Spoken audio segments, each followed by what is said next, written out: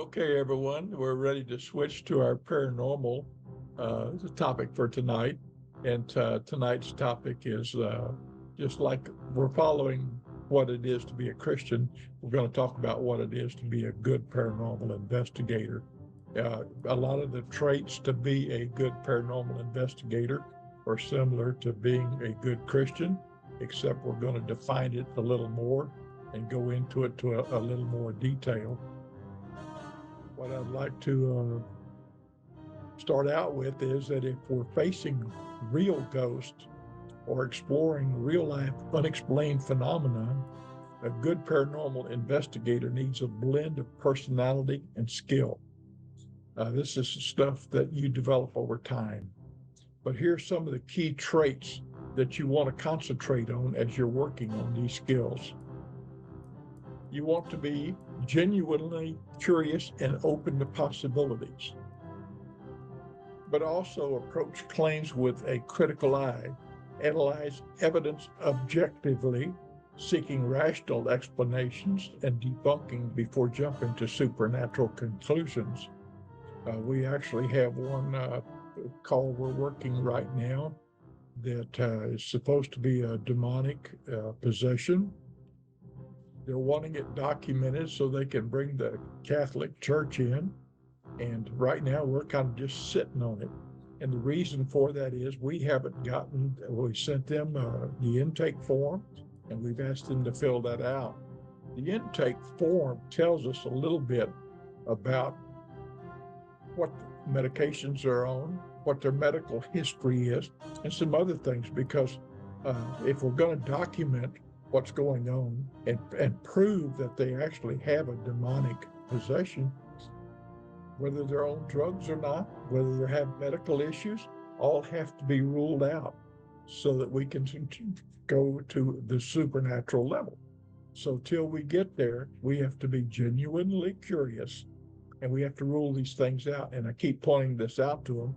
And we've been hung here for about 2 weeks now in that we don't have the documentation to start the process of actually doing an investigation.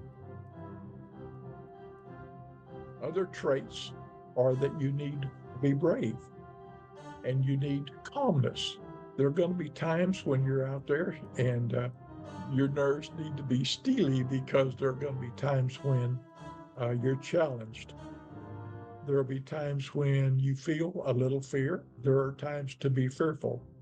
Now, experience is the key to being calm and brave, because as you have experienced more of these events, you can accept them a little more easily and you're more relaxed about it, and you've had to make decisions and things before, so it becomes more natural in what you're doing. So experience does help with this. Recklessness is dangerous. If you make reckless decisions or do reckless things, somebody will get hurt. You've got to be comfortable in potentially spooky environments, but don't let fear cloud your judgment. Again, when we go to the spiritual aspect of fear, that is what the devil works with. Fear is his greatest tool. So we can't let fear cloud our judgment. We've got to be ready to face fear at all times. We've got to stay calm under pressure and prioritize safety for yourself and for our team. So we want to not jump into things. We want to clearly think things out and move very carefully. And as we have done this in a repetitious manner, investigation after investigation, we get very good at it, and we're able to handle all the situations as they arrive. Another key ability that we need is conflict resolution. Our group at one time grew to 350 people. And of course, we had a lot of conflicts in there with opinions from different people on how we need to do, what direction we need to go. And eventually we broke up into many different groups, which is fine. The ability to navigate disagreements constructively and to find solutions that benefit everyone is an important skill that we need to develop, or an attribute that a good paranormal investigator has. Another area is continuing our education. We may think that we have learned it all, we've seen it all, and we've done it all. And in some cases, you kind of have, especially if you stick to things and repeat them over and over again. If you've got your open mind and you're thinking about things, then you're going to be thinking about different ways to do what you've been doing in the past. So continuing your education you should be a constant learner. You should be learning the latest tools that are available and the latest new techniques. So that's part of continuing to be a good paranormal investigator, is continuing your education. One of the other traits that is good for a paranormal investigator is critical and strategic thinking, understanding the big picture of our investigation, that you can make informed decisions based on long-term goals and changing circumstances in our environment. As we're out there doing this investigation, things are going to be changing constantly. There are going to be things happen that you have to make adjustments for. So having critical thinking and strategic thinking helps you make informed decisions and do your decision making in a manner that is timely and well-informed. Skills to identify and address challenges effectively, because every day you're going to be, in every investigation, you're going to have multiple challenges. Tools are going to break down. Things are going to change, and you have to adjust, and you have to be able to roll with the ball.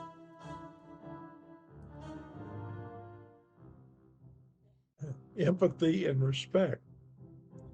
Remember, you're dealing with people. Even if some of them don't have a body, they're still people. And that when you're talking with them and dealing with them, you want to be sure and be respectful of their beliefs and their emotions, even if you don't share them. Also, practicing active listening and clear communication skills are essential. A lot of times we hear what somebody is saying, but we don't hear. We interpret things ourselves, and our mind works in a mysterious way, and our mind registers that they said something and they did. Part of active listening sometimes is asking the question back to them to make sure that you're going to answer the question that they've asked. So that's part of active listening and part of a clear communication skill that you need, that is essential for being a good investigator. Do we have any questions so far? We going good? Okay. Empathy and respect. We're going to end this one early because I'm going through this pretty quick. Empathy and respect. Remember, you're dealing with people. They're experiencing unsettling phenomena. Some of the members of your team are not going to be comfortable. They're going to experience some things that make them uncomfortable. Also, some of the entities you're dealing with are going to be uncomfortable. And so you have to experience those too. You must be respectful of other people's beliefs and emotions. Part of being a good investigator include equipping yourself. You've got to have the proper gear and equipment to be able to go out and collect, store, and share evidence. And you've got to be able to identify what is evidence and the proper way to handle it. It's just like any criminal investigation even. And we have to document how we handle the evidence, a chain of custody, and everything that a CSI does, but we're doing it for paranormal reasons. But it still is evidence, and it has to be handled, as if in a court of law. because we're trying to document and prove things. And to do that, you have to have a chain of custody.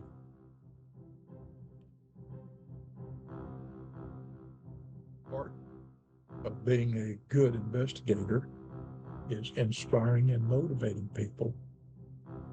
You've got to motivate members of your team to work toward a common objective, energized by a positive, creative, and productive environment. So how do you create this productive environment that's creative and that's energized? It's not easy to create this type of environment. You have to empower all of the people on the team. They all have to have assignments, and they all need to be rewarded when they've done a good job.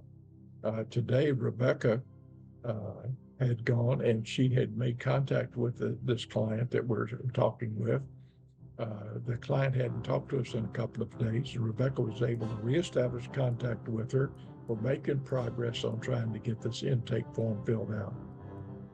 But Rebecca did some amazing research today also on the road to San Jacinto. She came up with a document with dates and times that people were at the different locations, so we made progress on that. And also this week we've made progress on looking at going to Jefferson, Texas. We're looking at trying to go to Jefferson. We were talking about going for the History, Haunts, and Legends thing on April the 6th. To bring everybody up to date right now in this podcast while we're talking, Donna had found a bed and breakfast that they had used last year that Donna and her friends went to and used a Airbnb, which worked out real well for them. It was cheaper than a hotel room or motel rooms, and they could do prepare their own foods, and they didn't have to go out to eat, which worked out. In Donna's research today, she came back and said that, hey, there's nobody that's a named paranormal investigator there. It's going to be, that they had so many people that were unhappy about last year that a lot of people are not attending this year. In the back of my mind, my first thought was that's okay, because I wanted us to go and establish a booth there. And the booth only cost $35 for a table to give us power. So, it's not that. We were going to try to get some people to help come up with some materials. We could have a place there where we have a, barcode or a QR code there on the table where they can make donations to us. We could encourage that. We could have some coffee mugs and T-shirts and things and maybe even some books that we could sell and come up with some money. And $35 is not a lot of money to have to come up with to pay for the booth. So, in a way, that's a good idea. However, if the thing is going to be poorly attended this year, perhaps it's not a good idea. My first thought was, hey, it doesn't matter as long as we get $35 to pay for the booth, we're good. What can we lose, But my second thought is that if we don't have a lot of people, then it's not really worth the $35 that we spent. So we want to make sure that there is people in the audience that do come and do attend our booth, and that we walk away and feel like we've done something, which is our motivation, our inspiration, and our rewards. So those things we have to consider too while we're moving forward as paranormal investigators. So Wednesday night when we have our team meeting, we'll be revisiting some of these issues because they are important.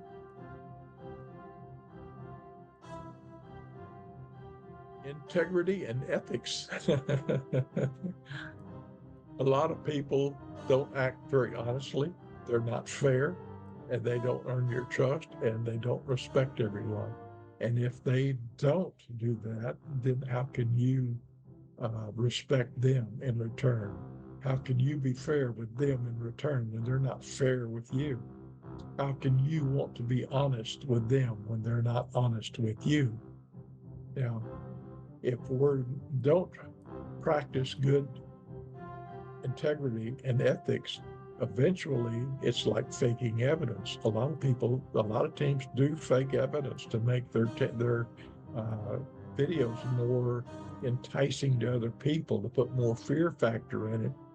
And if you do that, you're going to get a reputation for that, and people are going to start to ignore you. The thing is that we want to be sure that our group is always acting with integrity and ethics, so that when we say something, people believe us, and they know that in our hearts, we're telling them what we believe and what is true. Any questions so far? Not hearing any? Okay. Patience and perseverance.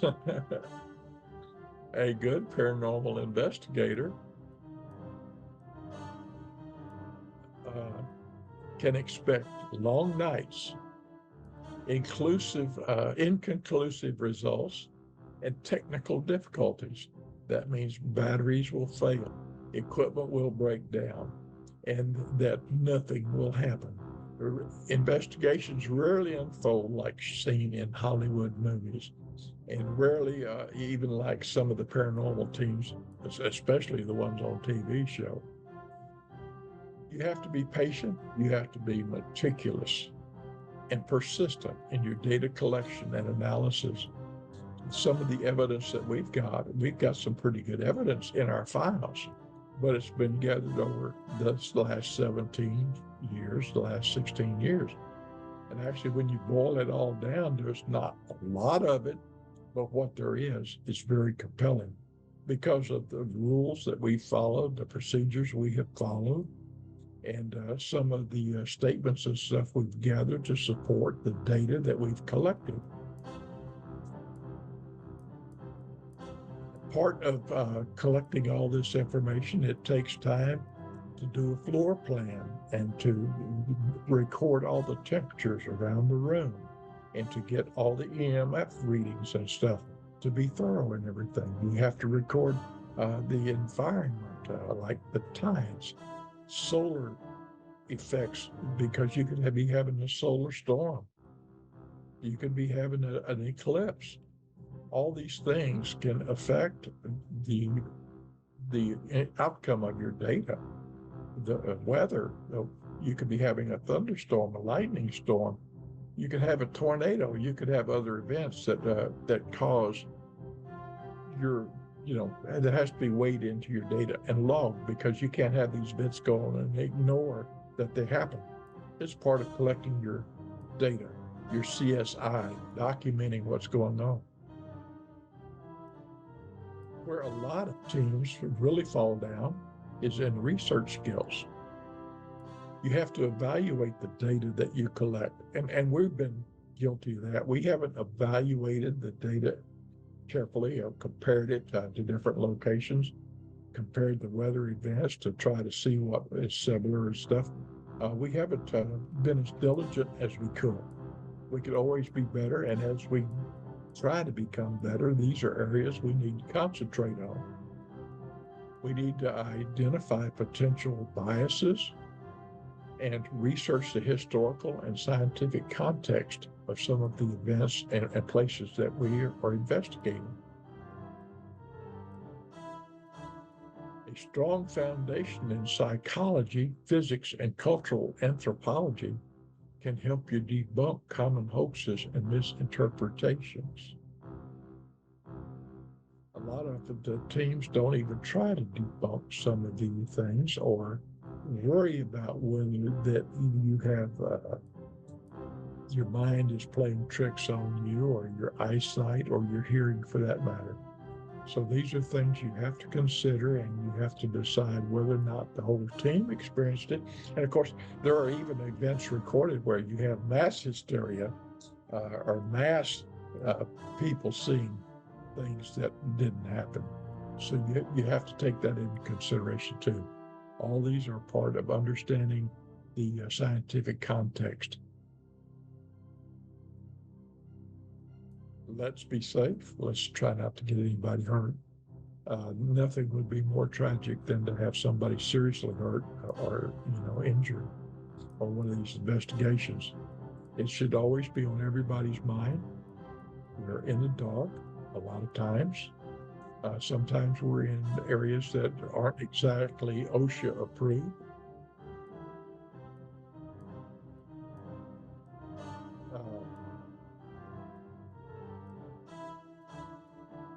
was watching who left there. So anyway,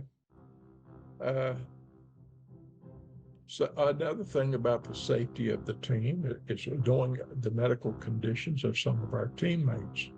Now, somebody might need, may have a heart condition. They might be needing pills for their heart. Do we know where they keep their pills? Can we get to it fairly quickly? Are they on their person or in their vehicle? You know, are we going to have to run and get these things? In my case, I have some allergies, and I carry epinephrine so that I can be injected, so you can save my life. If you don't know where my epinephrine is, you're not going to be able to help me in a medical emergency. So part of your looking out for my safety is you ought to know where that stuff is kept and how to take care of me and how to use the injectors. So I hope all of you do that. Also, somebody that's diabetic may need an insulin injection. So knowing the other people, looking for safety hazards around where we have run our extension cords, where we have camera cords across the ground and stuff. We want to be conscious of these things, where open holes are, where water hydrants are in the yard, where holes are in the ground. You can turn an ankle. So safety is of the utmost when we're dealing with some of these places. And when we're planning to do them, we want to arrive, especially if it's going to be a nighttime investigation, early enough that we're in the light so we can see these dangers and be aware of them before we have to encounter them in the dark. Good investigators also have strong communication skills. They clearly document and articulate their findings, both for their own reference and to share with clients or the public. They write objectively. They avoid sensationalizing their experiences, because we can all exaggerate. We can all sensationalize an experience, but what we want to do is be like the old sergeant on Joe Friday on what was it, badge 714, nothing but the facts, ma'am, just the facts. So we want to be sure that that's what we're including in our evidence, is just the facts. We want to write objectively and avoid the sensationalism. Effective communication that is clear and concise, ensuring people are all on the same page. And we want to use terms that, convey a picture of what's happened on the scene, or what we see happening, or what we think is happening, so that everybody understands we're using the same terminology all the time and consistently. Again, going back to active listening, too, when we're talking to different perspectives and encouraging open communication in our team, we want to ask these questions where we're repeating the question before we give an answer, so we make sure that our answer is concise and complete and that we're all on the same page.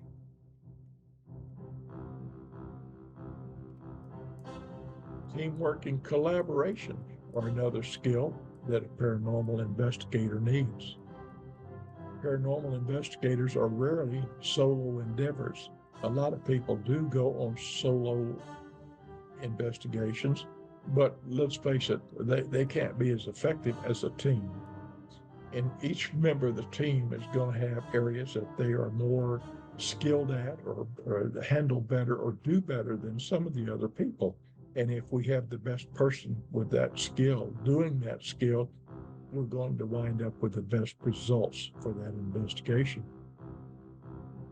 So the value of diverse perspectives, working effectively with teammates to make sure that the right teammate is doing the right job, and delegating tasks based on individual strengths is part of being a good paranormal investigator. That means that we know what our other investigators are capable of and what they can do too, and that we're analyzing what they do all the time. It makes us better. Any questions? Okay. Some of the things that are working effectively that we need to do together is getting equipment ready, charging batteries. That's an all-day effort of some of these things. And we've got all kinds of video cameras that need to be charged. We've got cameras that need to be charged. We've got tape recorders that need to be charged. Everything has to be serviced and ready to go. When it's time to be to do the video and the audio editing, that is one of the most time-consuming parts of it. Now, if we can work together and have people with better hearing, people that understand things, now, especially on the audio, these getting the EVPs. Some of you might remember Tinkerbell, who we used to call Tinkerbell. She did medical transcriptions. She listened to recordings all the time, worked with headsets all the time. She was really fantastic and good at hearing things on these tapes and identifying what they meant, because that's what she did all the time. We need help getting the things ready to file. We've got to edit the videos and stuff and get them ready. They've got to be put together. Sometimes the cameras break up the video into small parts, and we have to assemble it all into a single continuous thing. And of course, when you're editing the video, sometimes you've picked up some background noise, or you have long hesitations in between activities, and you can trim all that out. So we have to do some editing, and whoever that we have assigned to that, or whoever our teammate is, needs to have some good editing skills. Again, filing. This stuff has to be filed in a manner based on, well, technically right now, the way I'm using my filing system is for basically using the date and then put a name behind it, so that, you know, I can kind of go by date and what the event was or what it is, which is helping me with find things a little easier. Also, documenting things and doing research. I mean, Rebecca did a fantastic day today on her research, and I'll share that with y'all on Wednesday night and show you an example of what she did and what she turned in. And she did an amazing job in just a short period of time. I was most impressed with her. Sharing knowledge is part of the skill that we need to be able to do so that we can communicate again. Technical expertise, knowledge of specialized equipment like EMF readers or recorders, even temperature sensors, audio recorders is valuable. And it's important to the team that we have our best people trying to do that, to be comfortable using the technology and interpreting the data it captures. Now, some teams like to use a lot of equipment that has nothing but lights, you know, like K2 meters, cat balls. I'm kind of impressed with cat balls. Yeah, they light up and they let you know what's happening. Now, some of the REM pods I'm not too thrilled about.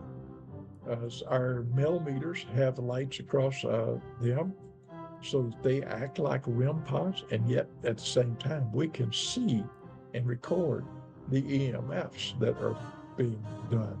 And of course, I really like the EDI data logger because it's recording the temperature, it's recording barometric pressure, it's recording any vibrations.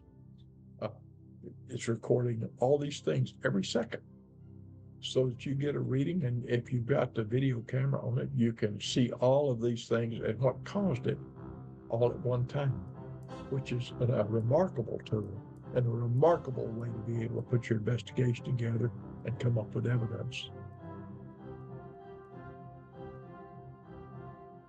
You have to have, as an investigator, a good investigator, vision and direction, that you have goals, that you have a purpose. So if you haven't set goals and you haven't created a purpose for your investigations and stuff, maybe we need to rethink some of this so that we're going and working to accomplish these goals and to accomplish the purposes, so that we're getting better data and that we're able to do a better investigation. Any questions so far? Danny and Jarrell, y'all are being awfully quiet. I know Jarrell is sick, so Jarrell, I'm not pressuring you. I'm just pressuring Danny. Okay. I think y'all have fallen asleep. Remember, the field of paranormal investigation is complex and requires an ongoing learning and exploration. Be constantly curious, refine your skills, and approach each case with an open mind and a critical eye. Well, that covers the information that I have prepared for tonight's presentation, so I'll go ahead and do it. Our Father who art in heaven, we praise you and thank you for all the valuable gifts you have bestowed upon us. We thank you for allowing us like-minded paranormal investigators to assemble into a team, and a lot of us have been part of this team for a very long time, and we're very critical to this team. And Lord, look after us, take us to the next investigation, keep us safe and out of harm's way day to day, and help us to be better teammates for each other. I pray for all these things, Lord, in your name, in your precious name, Jesus and Son, Jesus Christ. Amen. Okay, everybody. I'd like to conclude our meeting for tonight. Any questions that you have, we'll take up on Wednesday night at 7:30 p.m. Central Standard Time. Good night, everyone.